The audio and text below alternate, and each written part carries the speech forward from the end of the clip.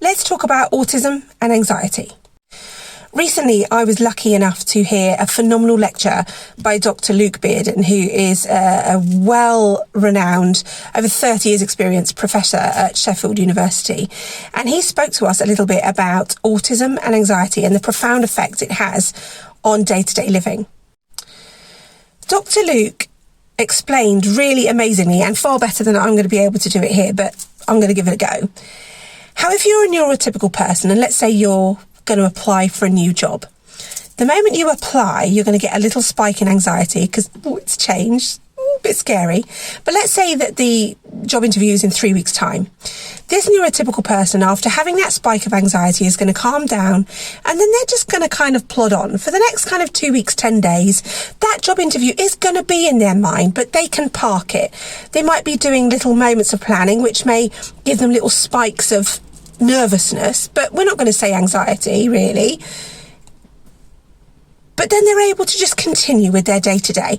But then let's say 2 days, 1 day, or the day of the actual interview, you're going to see it's going to rise. Your anxiety is going to rise, and it's going to be rising fairly steadily. And then as soon as the job interview's done, whoomph, you're back to baseline. Job interview's done. What will be, will be. Fingers crossed you get the job.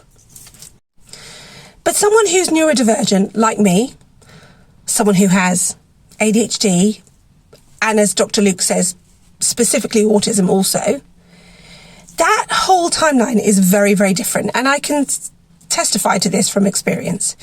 And he uses an even lesser strain example. So we're not even going to go job interview. We're going to talk about a meal out with friends.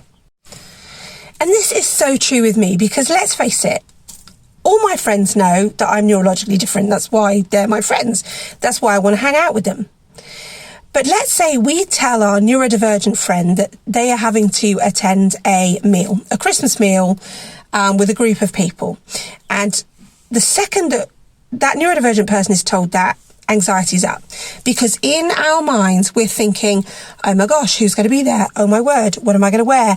Oh, I hope the food's going to be suitable for whatever their needs are. And let's face it, lots of people with autism have got really specific food needs, right, that we can't alter. So that's going to be in the forefront of their mind. Is there going to be loud music?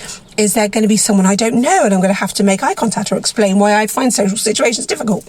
Right, you get it. But whereas a neurotypical person will be able to kind of let that anxiety drop and continue for the next 7 to 10 days with it at the back of their mind, for a neurodivergent person, that anxiety level pretty much stays there because it's at the forefront. And it stays at the forefront until it peaks even further, heading towards the actual event. But not only that, whereas a neurotypical person, after the event, their anxiety level will just drop. It's done. For a neurodivergent person like me, we're going to spend the next 7 days analysing everything we've said. Gosh, could that have come across offensive? Did I use my tone in a rude way? Oh, I hope they know I didn't mean to insult them.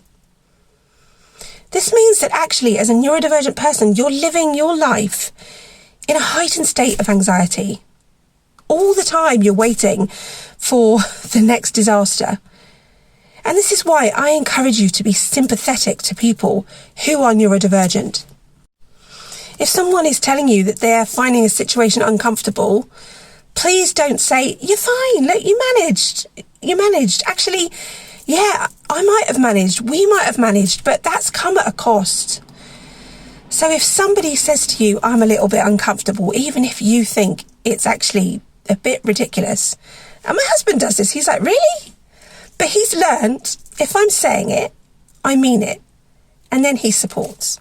So I'd encourage you to do the same. Thanks, Dr. Luke Bearden. You're epic.